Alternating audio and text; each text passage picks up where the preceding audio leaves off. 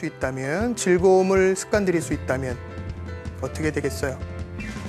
웬만한 역병이나 고난이 와도 그 습관의 힘으로 쉽게 돌파할 수 있겠죠. 행복은 적극적으로 찾는 사람한테 찾아와 주는 거죠. 행복 습관도 그런 겁니다.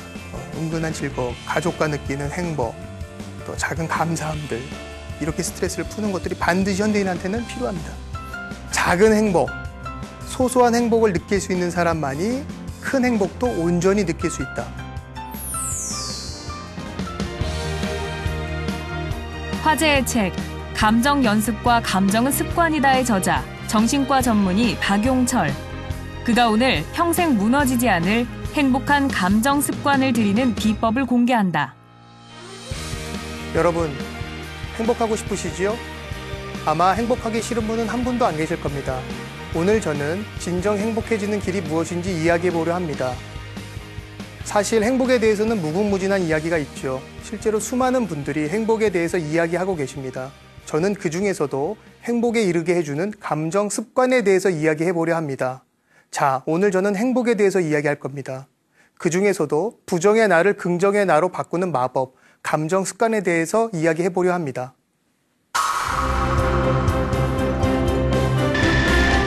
왜 어떤 사람은 늘 행복하고 어떤 사람은 늘 불행한가?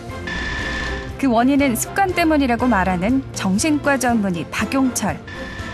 웬만한 시련이나 역경을 이겨낼 수 있는 큰 힘, 습관을 통해 만들 수 있다.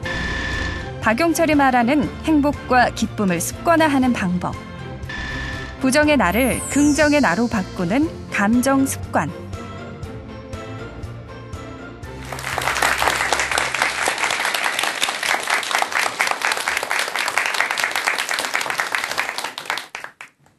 자, 여러분, 감정과 습관이라는 단어가 어떻게 들리십니까? 감정, 그리고 습관이 굉장히 어울리게 들리십니까? 또는 좀 낯설게 들리십니까? 좀 어떠세요? 어떤 분들은 감정이 습관이다? 참 이상한 얘기인데? 이러는 분들도 있고, 또 어떤 분들은 그렇지, 감정은 습관이지, 이렇게 딱 와닿는 분들도 있을 겁니다. 그런데 제가 감정은 습관이다라는 책을 썼는데 많은 분들이 이 제목을 보시곤 그래요.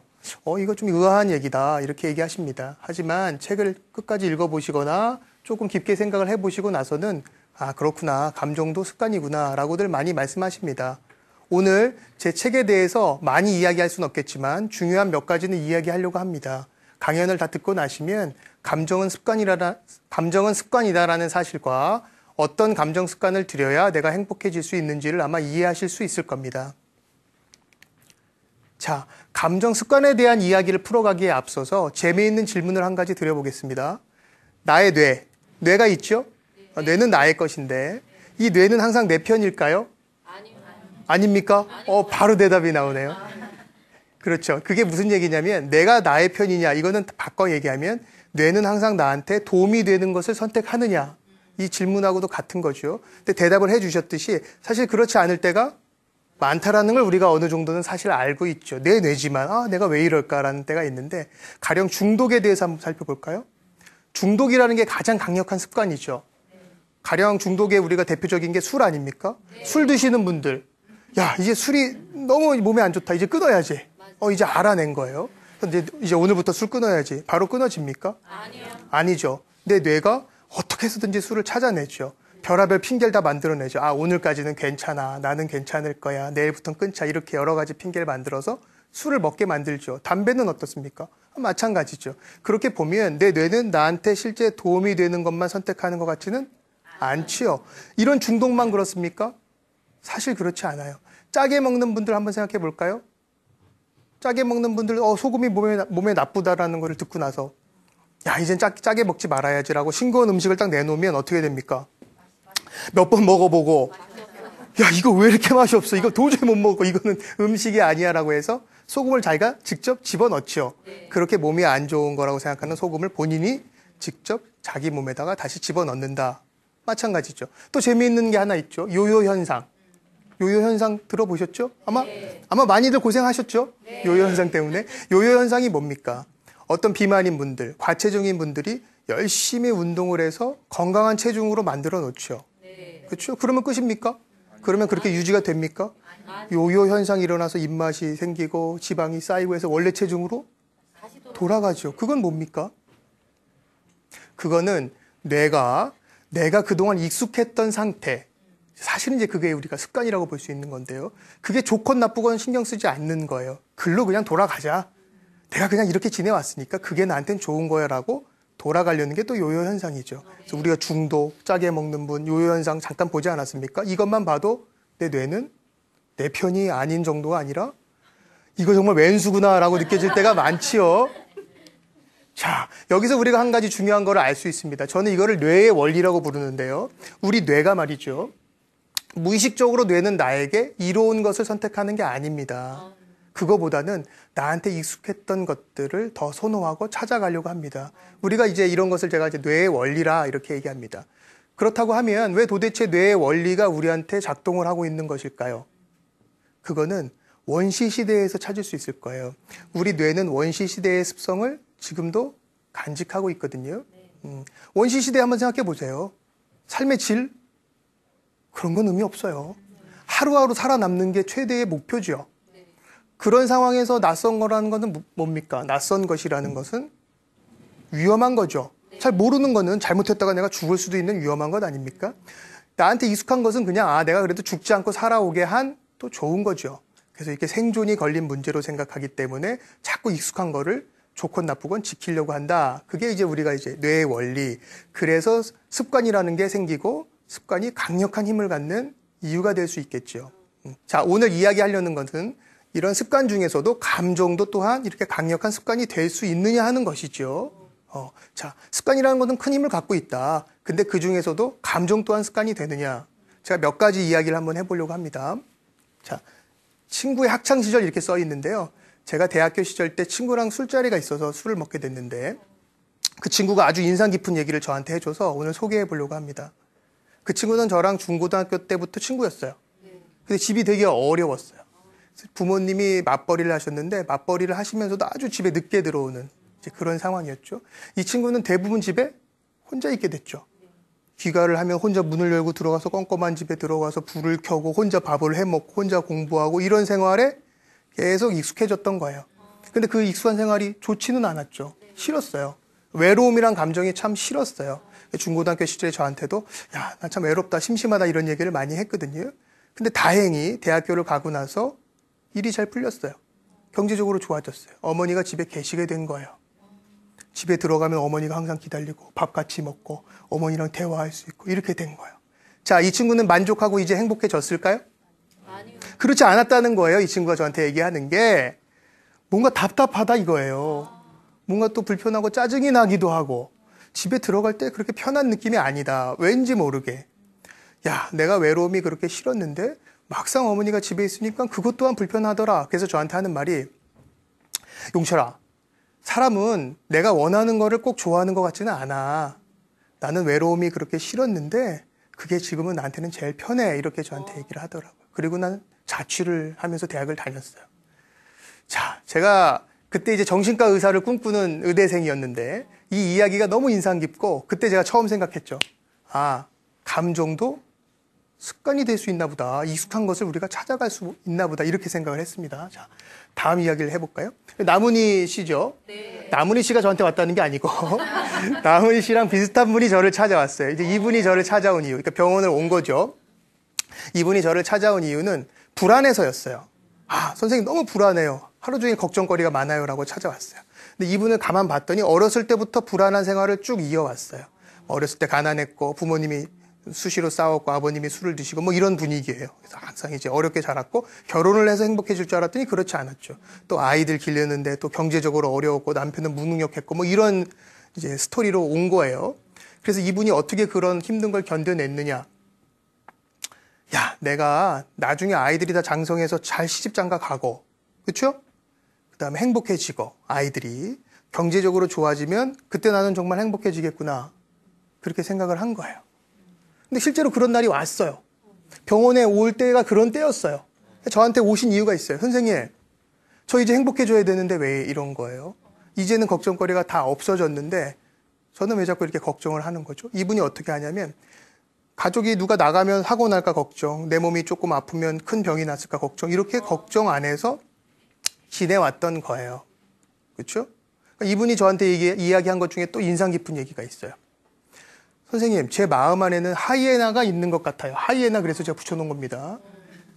내 마음속에서 불안을 찾아다니는 하이에나가 있는 것 같다. 이렇게 얘기를 한 거예요. 여기서 하이에나가 뭘까요? 이게 바로 부정적인 감정 습관입니다. 이분은 아주 불안한 이제 감정들이 익숙해져서 생활이 편해졌음에도 뭔가 내가 불안해야지 정상인 것 같이 마음이 자꾸 느끼는 거죠. 이런 게 바로 우리 감정 습관, 부정적인 감정 습관 얘기하는 거죠. 감정 습관의 원리, 뇌는 유쾌하고 즐거운 감정이라고 해서 더 좋아하지는 않는다. 유쾌하건 불쾌하건 나한테 익숙한 감정을 더 좋아한다. 설령 그것이 불쾌한 감정이라고 해도 그것이 나한테 익숙하다면 그것을 느끼고 싶어 한다. 그렇죠? 이게 바로 감정 습관의 원리고 우리가 꼭 알아야 되는 거죠. 자, 우리가 이런 질문을 본인한테 한번 해보면 오늘 내 기분이 어떻지? 내 기분이 왜 이렇게 더럽지? 이렇게 하면 무슨 생각이 떠오르세요? 야, 오늘 무슨 일이 있었길래 내가 기분이 이런 거야? 한번 쫙 돌아보죠. 그래, 오늘 이런 일이 있었기 때문에 내가 이렇지. 그것 때문에 좀 힘들어. 이렇게 되죠. 하지만 내가 오늘 정말 있었던 일하고 내 기분하고는 정확히 매치가 되지 않을 수 있다는 것이요. 왜냐하면 좋은 일, 나쁜 일이 똑같이 반반씩 있었다고 해도 긍정적인 감정 습관이 있는 분들은 좋은 일에 더 관심을 뒀겠죠. 그걸 더 오래 끌고 갔겠죠. 그래서 그 기분이 오랫동안 남아있겠죠. 부정적인 감정 습관이 있는 분들은 부정적인 일에 더 관심을 뒀고 거기에다가 더 많은 의미를 뒀고 또 끌고 갔겠죠. 그래서 지금 기분이 부정적이 됐겠죠. 그러므로 나한테 어떤 감정 습관이 있는지 정확하게 알지 못하면 설령 좋은 일들이 일어나도 주변 환경이 좋게 바뀌어도 진정한 행복을 느끼기 어려울 수도 있는 거죠. 그래서 나한테 어떤 감정 습관이 있는지 알아봐야 되고 부정적인 감정 습관이 있다면 꼭 긍정적으로 바꿔가야겠죠. 자, 그렇다면 부정적인 감정 습관의 치료는 어떻게 해야 되는 겁니까? 그 전에 이 얘기 한번 해볼까요? 감정이 습관이라는 건 안 좋은 겁니까? 지금 얘기들은 굉장히 좀 안 좋게 나왔잖아요. 그렇죠? 내가 좀 습관 때문에 내 편이 아니야, 뇌가. 이렇게 고생하게 돼. 물론 그런 면이 있겠지만 사실은 고통이기도 하지만 엄청난 희망이기도 한 거죠. 좋은 습관을 들일 수 있다면 어떻게 되겠습니까? 행복을 습관 들일 수 있다면, 즐거움을 습관 들일 수 있다면 어떻게 되겠어요? 웬만한 역경이나 고난이 와도 그 습관의 힘으로 손쉽게 돌파할 수 있겠죠. 그렇기 때문에 우리한테는 긍정적인 감정 습관을 들이는 게 매우 중요하다 이겁니다. 자, 지금 부정적인 감정 습관에 빠져 계신 분들은 지금 이 순간부터 긍정적인 감정, 즐거운 감정과 친해지고 익숙해져야 됩니다. 그렇죠? 자, 이제 감정 습관을 바꾸는데 가장 먼저 대두되는 어려움이 하나 있어요. 습관을 바꾸려고 할 때 가장 먼저 떠오르는 어려움이 있습니다. 이거를 일단 잘 극복하고 나서 하나하나 또 바꿔나가야 될 텐데요. 그게 뭐냐면 술을 끊고 새로운 습관을 들이고자 할 때 가장 먼저 나타나는 어려움이 뭡니까? 누가 대답하셨어요? 그죠? 고생해 보셨나요? 금단 증상이죠. 가장 먼저 오는 게 금단이에요. 내가 이거 안 먹으면 손 떨리고 머리 아프고 토할 것 같고 얼굴 달아오르고 뭐 심한 분들은 환청도 들리고 이렇게 술에 대해서 금단 증상이 생기잖아요. 감정은요? 감정도 금단 증상이 있다 이거예요.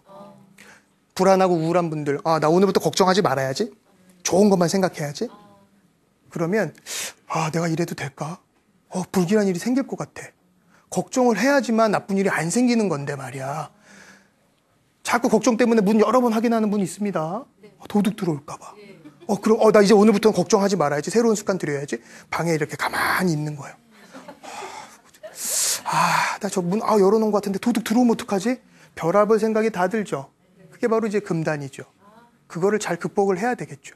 자, 다시 술 문제로 갈까요? 술에 의해서 금단 증상이 생길 때 어떻게 우리가 극복해냅니까? 술을 정말 끊는 분들은 그걸 어떻게 극복해요? 확신이 필요한 거죠. 내가 지금은 이렇게 괴로워도 이렇게 지나가고 나면 그 이후에는 행복한 삶이 기다리고 있다라는 이제 그런 확신이 있기 때문에 참아내는 거 아닙니까? 감정도 마찬가지죠. 야, 내가 지금 걱정 안 하려고 하니까 너무 힘들어. 무슨 일이 일어날 것 같아. 불길해. 뭔가 해줘야 될 것 같아. 이럴 때, 야, 이거는 참 자연스러운 거야. 내가 잘하고 있구나. 이 뒤에는 행복한 감정 습관이 있겠구나라는 확신이 있으면 그런 순간은 우리가 버텨 나갈 수 있겠죠. 굉장히 힘듭니다. 아마 아시는 분들도 있을 거예요. 내가 이런 생각 하지 말아야지라고 했을 때 온갖 어려움들이 떠오르죠. 자, 그런 확신이 필요하다.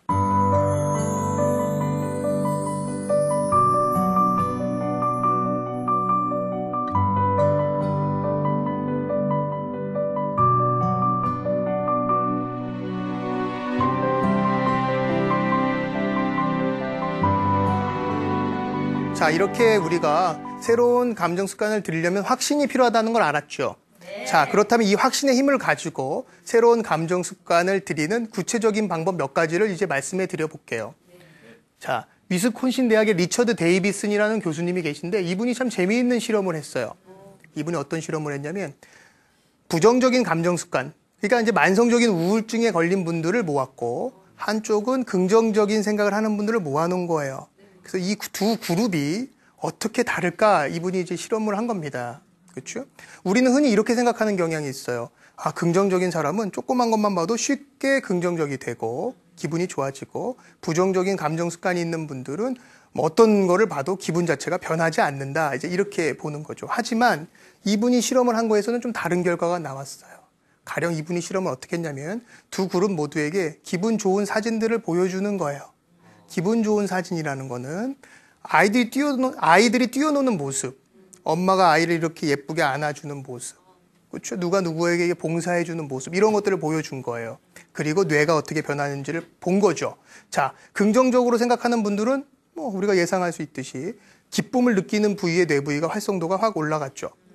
그렇죠? 부정적인 감정 습관이 있는 분들은 어땠을까요? 그 사진을 보고 아무런 변화가 없었을까요?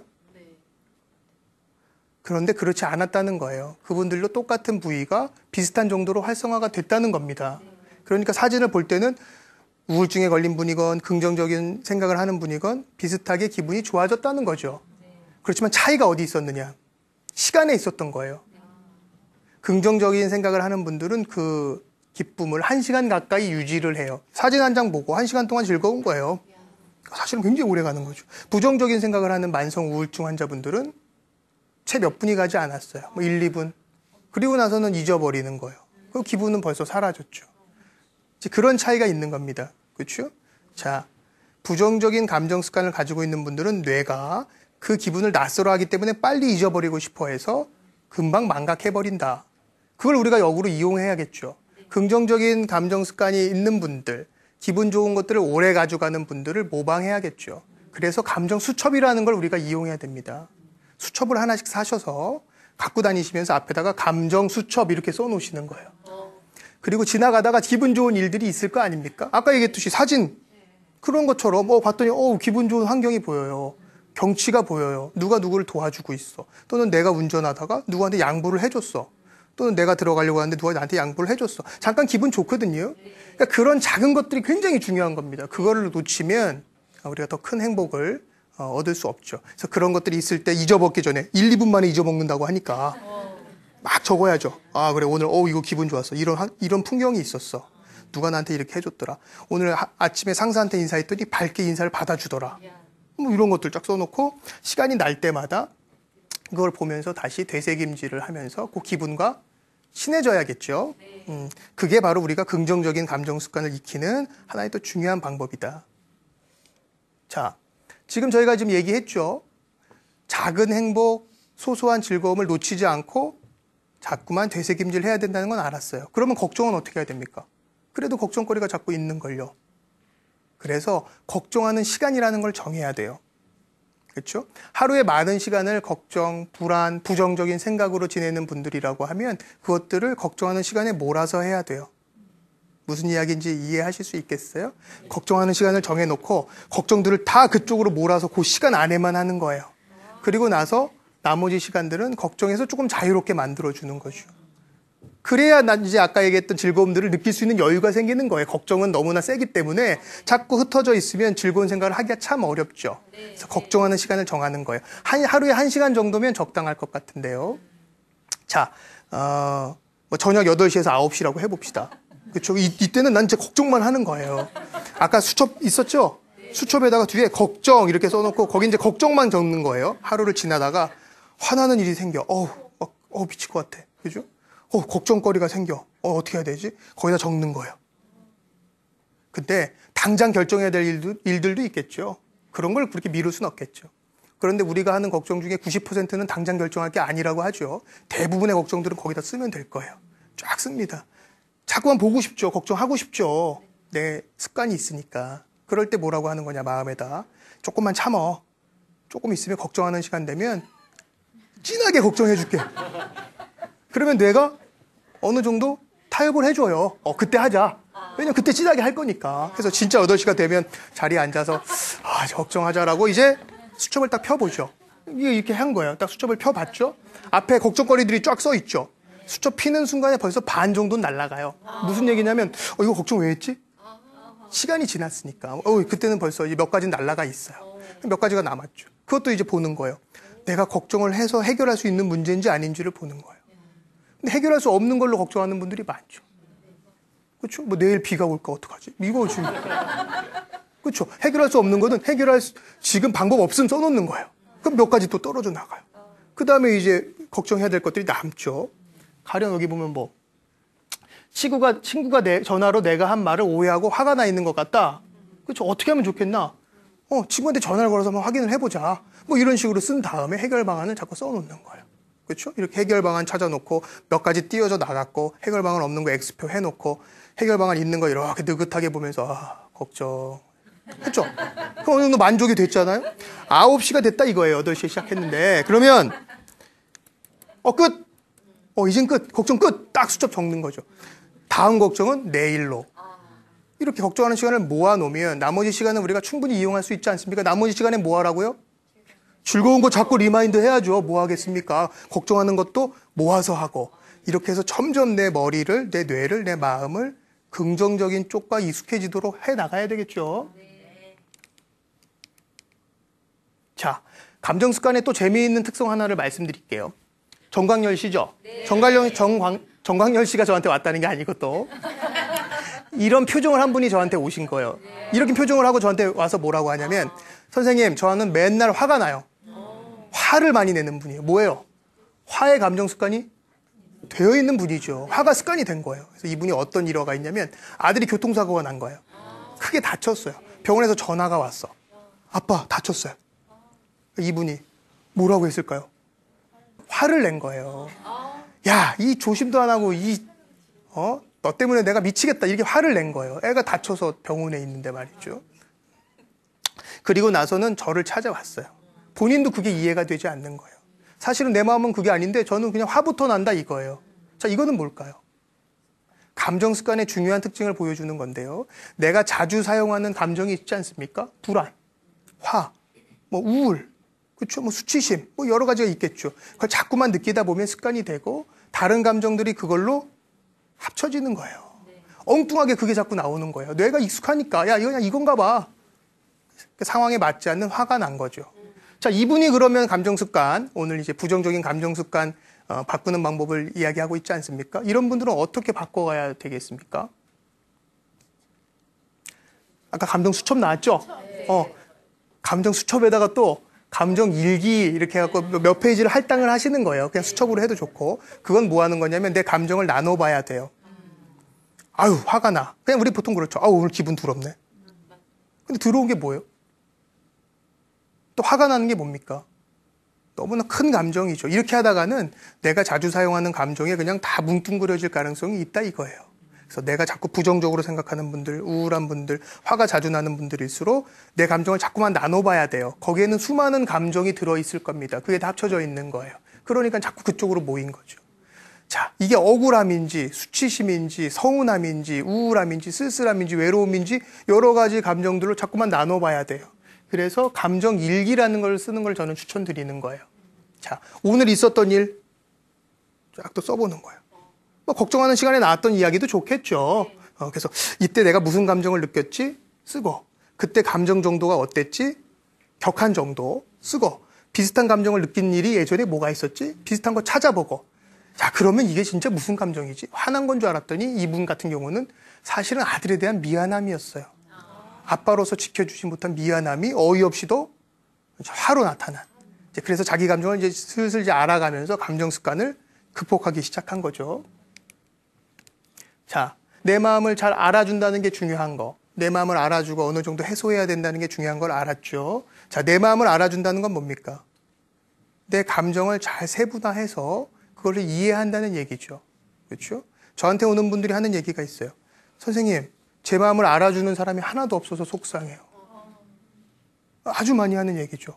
너무 외로워요. 힘들어요. 근데 제가 또 물어보죠.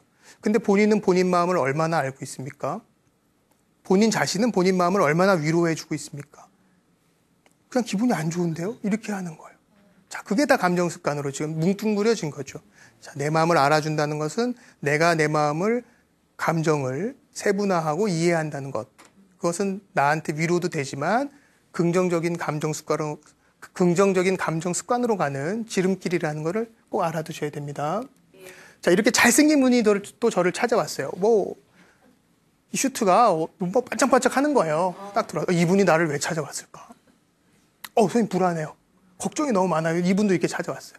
이분은 중소기업을 하는 사장님이에요. 승승장구하는 분이에요. 아주 경쟁적인 분으로 어렸을 때부터 내기에서 진 적이 없어요. 근데 갑작스럽게 선생님 갑자기 일이 안 되면 어떡하죠? 제가 무너지면 어떡하죠? 이렇게 불안해서 왔어요. 그래서 불안과 우울증이 꽤 있어 보여서 이제 치료를 시작했죠. 그리고 얼마 지나지 않아서 저한테 그러는 거예요. 선생님 이제 다 나은 것 같아요. 갑자기. 나는 이제 좀 나을 시기가 아닌데 아주 자신만만하게 해서 이제 다 났어요. 그래서 어떻게 된 겁니까? 그랬더니 스트레스 해소하는 방법을 발견했다는 거예요. 선생님, 큰 스트레스는 크게 풀어야 돼요. 저한테 이러는 거예요. 술 마시고, 그렇죠? 친구들하고 술자리에서 여러 가지 얘기하고 푸니까 좋더라. 또 스포츠팀 열심히 응원하니까 좋더라. 또 스포츠팀 응원하면서 내기하니까 좋더라. 이렇게 뭔가 좀 익사이팅하고 자극적으로 스트레스를 푸니까 이제는 내 마음이 이제 조금 다시 의욕도 생기고 견딜 수 있을 것 같아요. 이렇게 얘기를 한 거예요. 자, 그랬어요. 그리고 나서는 몇 달 동안 병원에 안 왔죠. 좋아졌다고 하니까. 몇 달 뒤에 또다시 걱정된스러운 모습으로 문을 열고 선생님 다시 불안해요. 내가 왜 이러는지 모르겠어요. 왜 이렇게 저는 약한 거죠? 저한테 이렇게 온 거예요. 자, 이분이 뭘까요? 좋아졌다가 나빠진 겁니까? 저는 그렇게 생각하지 않았어요. 이분은 계속 부정적인 감정 습관을 유지해온 것 뿐이다. 정말로 스트레스를 해소하고 있지 않았다. 이제 그렇게 생각했는데 그 이유를 한번 생각해 볼까요? 자, 우리 몸에는 스트레스 신경이라는 게 있습니다. 내가 스트레스를 받으면 스트레스 신경이라는 게 쫙 올라가요. 그게 바로 우리가 스트레스를 받았다는 거예요. 나한테 안 좋은 일이 있거나 내가 고통을 느끼거나 불안감이 있으면 스트레스 신경이 쭉 올라갑니다. 근데 우리 몸이 느끼는 스트레스가 꼭 나쁜 일만 있는 건 아니죠. 좋은 일이라고 해도 그 정도가 너무 격할 때, 그렇죠? 쾌감이라고 해도 그 정도가 너무 자극적이고 격할 때는 우리는 스트레스로 느껴요. 그래서 우리 몸의 스트레스 신경이 또 쭉 올라갑니다. 그렇죠? 몸이 봤을 때는 좋은 일이건 나쁜 일이건 둘 다 스트레스 신경 올라가는 건 비슷한 거예요. 그래서 이 두 가지가 쉽게 바뀌어요. 가령 술자리에서 기분 좋다가 갑자기 싸움 나죠? 그렇죠? 기분 좋았던 감정이 왜 자꾸 갑자기 나빠진 겁니까? 그렇죠. 술 먹고 기분 좋은 것도 스트레스로 몸은 느끼다가 갑자기 화가 나는 감정으로 쉽게 바뀌어버린 거죠. 무슨 얘기인지 이해하시죠? 졸업식이나 스포츠 경기 보면서 이렇게 즐겁게 있다가 갑자기 싸움 붙죠. 훌리건들 또 졸업식 날 싸움 많이 붙죠. 이것도 기분 좋은 날인데 흥분 상태에 있어서는 스트레스를 느끼다가 또 금방 부정적인 감정으로 바뀐 거죠. 자, 아까 그분을 한번 보세요. 그분은 막 일을 열심히 했어요. 그렇죠? 경쟁적으로 했어요. 그때 스트레스 신경이 올라가 있었겠죠. 사업이 잘 됐지만 아주 경쟁적으로 열심히 스트레스 받으면서 나는 무너지면 안 되라는 일념 하나로 열심히 일을 해오면서 스트레스 신경은 올라가 있었을 거예요. 감정 습관이 생겼겠죠. 긴장되어 있는 감정 습관. 그렇죠? 그러다가 뭔가 일이 조금 안 되니까 불안이라는 걸로 바뀐 거죠. 나 망하면 어떡하지? 큰일 났어. 라는 긴장도를 유지하는 불안으로 바뀌었죠. 그렇죠? 그러다가 뭐를 했습니까? 본인 딴에는 스트레스를 해소한다고 자극적인 스트레스 해소법을 썼죠. 술 마시고 내기하고 여러 가지 것들 이용했죠. 그것도 똑같이 스트레스를 사실 유지하는 거죠. 자, 그림을 보면 자, 스트레스 정도가 올라가 있지 않습니까? 이 스트레스 정도가 쭉 올라가 있는 거를 몸은 하나의 습관으로 기억하고 있는 거예요. 그래서 이분이 보면 하나도 변한 게 없어요. 한 번도 스트레스가 낮아진 적은 없는 거예요.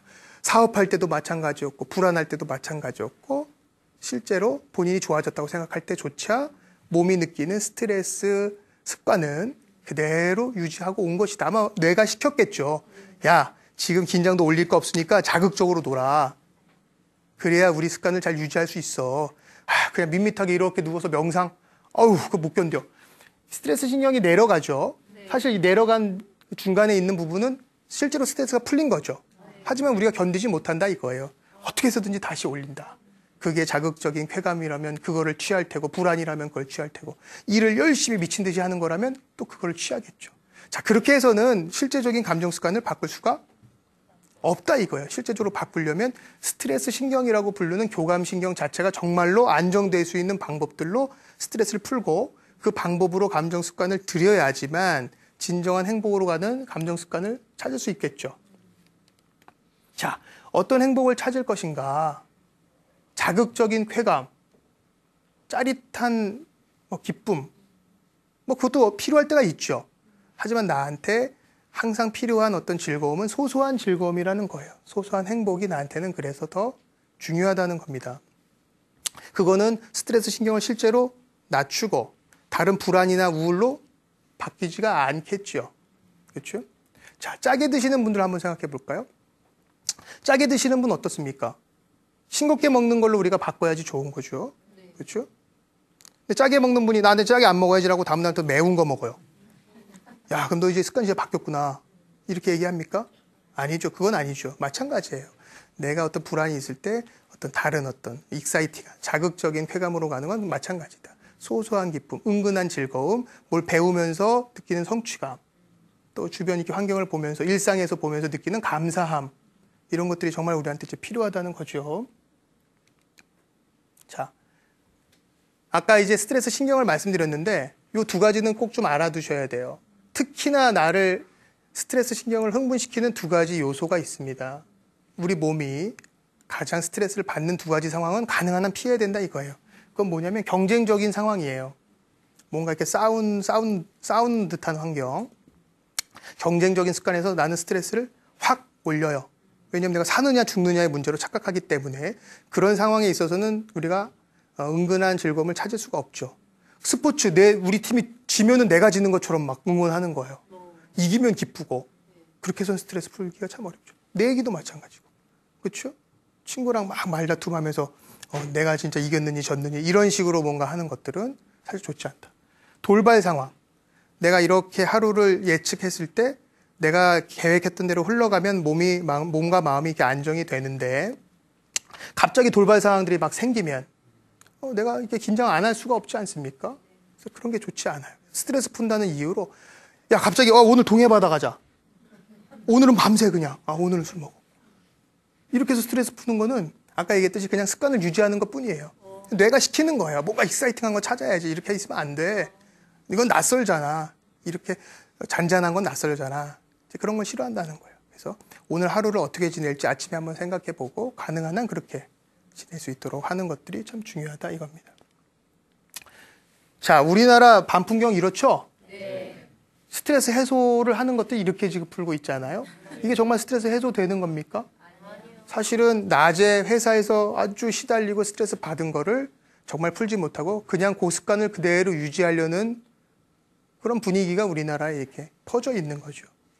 우리나라의 부정적인 감정 습관이 이렇게 퍼질 수 있는 이유도 이렇게 자극적인 스트레스 해소법들이 만연해 있기 때문입니다. 그렇죠? 같은 얘기지만 한번 마지막으로 정리를 해보겠습니다. 스트레스를 정말 해소하고 긍정적인 감정 습관을 들이기 위해서는 어떤 즐거움을 찾아야 되는 건가? 소소한 기쁨을 놓치면 안 된다 이거죠. 그렇죠? 자, 짜게 먹는 분들로 비유하면 짠맛에 가려져 있던 천연의 맛을 잊지 말아라라는 거죠. 처음에 싱거운 거 먹으면 어때요? 너무 맛이 없는 거야. 소금 막 넣고 싶어. 야, 내가 불안하거나 짜릿하게 스트레스 풀던 분들은 심심하게 그냥 감사하세요. 큰 스트레스일수록 작게 풀어야 됩니다. 제가 이렇게 얘기하면 인정하지 않으세요. 너무 심심한데요? 이게 뭐예요? 의미가 없는데요? 막 이래요. 근데 짜게 먹던 분들이 싱겁게 먹으면 나중에는 어떻게 되냐면 그 안에 있는 재료들의 맛이 느껴지기 시작해요. 그렇죠? 아, 이게 천연의 맛이구나. 이런 맛이 있었네? 이렇게 느껴지기 시작하죠. 똑같죠. 내가 일상에 좀 밋밋하게, 약간은 심심한 듯하게 작은 즐거움을 자꾸 취하다 보면, 그렇죠? 야, 나도 몰랐는데 이런 맛이 숨어 있었네. 야, 그동안 자극적인 거에 가려서 이런 맛이 있었네. 이런 것들이 보이기 시작합니다. 그게 이제 정말 긍정적인 감정 습관으로 가는 첫 번째죠. 그 다음에 아까 얘기했던 스트레스 신경을 올리지 않고 스트레스를 해소하는 몇 가지 방법을 소개해 볼게요. 산책을 해야 됩니다. 걷는 게 참 좋아요. 걷는 건 교감신경을 안정시키고 나의 기분을 은근히 좋게 만드는, 또 햇빛을 쐬는 거, 가까운 사람과 이야기하는 거, 내 마음을 공감하고 상대편 마음을 같이 들어주고 이야기하는 것만으로도 교감신경을 올리지 않고 은근한 감정 습관을 유지할 수 있죠. 자연과 함께하는 거, 감사하는 거, 그렇죠? 이제 이런 것들이 우리한테 긍정적인 감정 습관을 가져오죠. 합치면 어떻게 되는 겁니까? 햇빛 좋은 날에 내가 좋아하는 사람하고 이야기하면서 산책할 수 있다면 그만한 스트레스 해소법은 없겠죠. 자, 오늘 제 이야기는 여기까지인데요. 제가 이야기한 거를 잘 기억하실 수 있겠죠. 감정 수첩도 나왔고, 감정을 세분화하는 얘기도 나왔고, 작은 행복들이 정말 중요하다는 얘기도 나왔죠. 자, 여기서 중요한 건 작은 행복을 느낄 수 있는 사람이 큰 행복을 느낄 수 있다는 거죠. 아까 행복 거식증 기억나시죠? 행복은 적극적으로 찾는 사람한테 찾아와 주는 거죠. 행복 습관도 그런 겁니다. 자, 오늘부터 행복 습관을 들일 수 있는 여러분이 되시기를 바랍니다.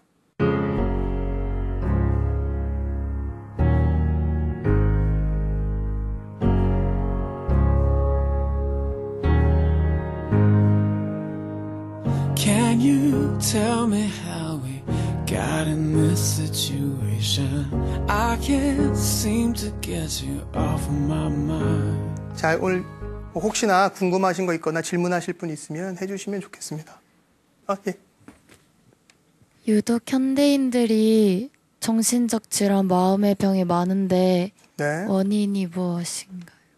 현대인들이 네. 정신질환이라든지 마음의 병이 많은데 원인이 그 뭐냐. 이유가 무엇인가요? 사실은 참 어려운 질문이긴 한데요. 뭐 여러 가지 대답이 나올 수 있겠죠. 근데 오늘 감정 습관이라는 걸로 다시 한번 볼까요?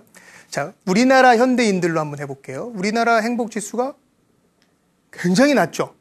행복하지 않아요, 사람들이요. 자, 우리나라 사람들 어떻습니까? 우리나라 초등학교, 중학교, 고등학생들 한번 봐보세요. 그냥 경쟁이죠, 경쟁. 아까 얘기했던 스트레스 신경이 낮아지기가 참 어렵죠. 일부러 부모님이 막, 야, 긴장 좀 해. 야, 긴장 좀 해. 너 이렇게 하다 어떻게 하려고 그래. 일부러 올려놓죠, 자꾸. 자, 대학도 마찬가지. 시집하면 낮아집니까? 계속 가죠. 그렇죠? 이제 그런 상태로 계속. 근데 스트레스 푸는 방법들은 거의 익사이팅, 아까 얘기했듯이 자극적이고 유흥적이고 이런 것들로 가득 차 있죠. 그렇게 보면 부정적인 감정 습관이 내려올 기회가 별로 없죠. 자, 그렇다고 하면 그런 것들이 아까 얘기했듯이 다른 걸로 불안이라든지 우울, 뭐 공황장애, 뭐 여러 가지로 금방 바뀔 수 있는 좋은 환경이죠. 우리나라가요. 그렇기 때문에 우리나라에 어떤 마음의 병이 있는 분들도 참 많고 행복 지수도 참 낮고, 그래서 아까 얘기했듯이 은근한 즐거움, 가족과 느끼는 행복, 또 작은 감사함들, 이렇게 스트레스를 푸는 것들이 반드시 현대인한테는 필요합니다. 또 질문 예. 제가 아무리 마음을 잘 다스리려 해도 네. 주변 사람이 이상하면 마음이 다시 흐트러지는데 어떤 사람과 친해지면 안 되나요? 주변 사람. 어떤 사람과 친해지면 안 되냐. 참 어려운 얘기죠. 오늘 소개를 하지는 않았는데요. 제 책에 보면 이런 얘기가 있어요. 관계도 습관이다. 자, 감동도 습관이라는 얘기 했죠. 관계는 어떻습니까? 관계도 습관인 게 있어요. 관계에서도 뇌의 원리가 통용되는 거예요. 야, 내가 싫어하는 관계라고 해도 뇌는 익숙한 관계를 또 찾아 나서는 거예요. 가령 그래서 야, 나 이런 사람은 다시는 만나지 말아야지. 야, 이런 사람한테 내가 참 당했어. 근데 또 다음에 보면 또 만나고 있어. 그런 사람. 나도.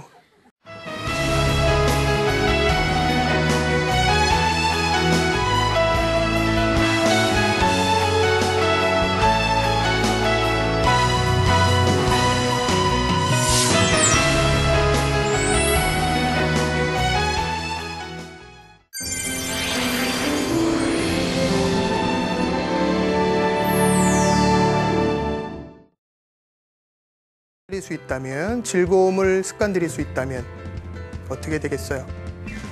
웬만한 역병이나 고난이 와도 그 습관의 힘으로 쉽게 돌파할 수 있겠죠. 행복은 적극적으로 찾는 사람한테 찾아와 주는 거죠.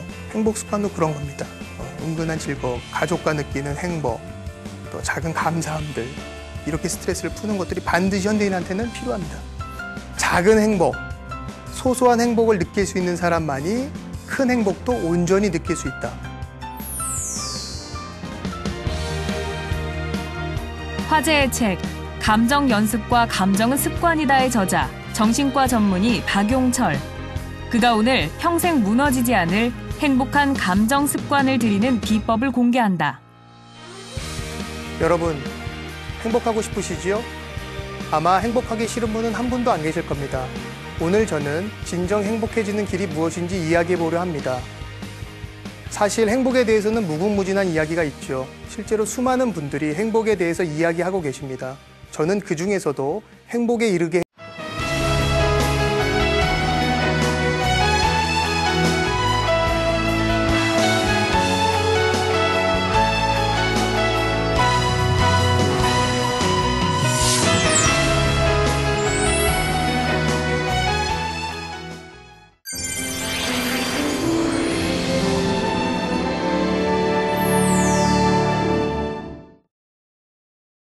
들일 수 있다면, 즐거움을 습관 들일 수 있다면 어떻게 되겠어요? 웬만한 역병이나 고난이 와도 그 습관의 힘으로 쉽게 돌파할 수 있겠죠. 행복은 적극적으로 찾는 사람한테 찾아와 주는 거죠. 행복 습관도 그런 겁니다. 은근한 즐거움, 가족과 느끼는 행복, 또 작은 감사함들, 이렇게 스트레스를 푸는 것들이 반드시 현대인한테는 필요합니다. 작은 행복, 소소한 행복을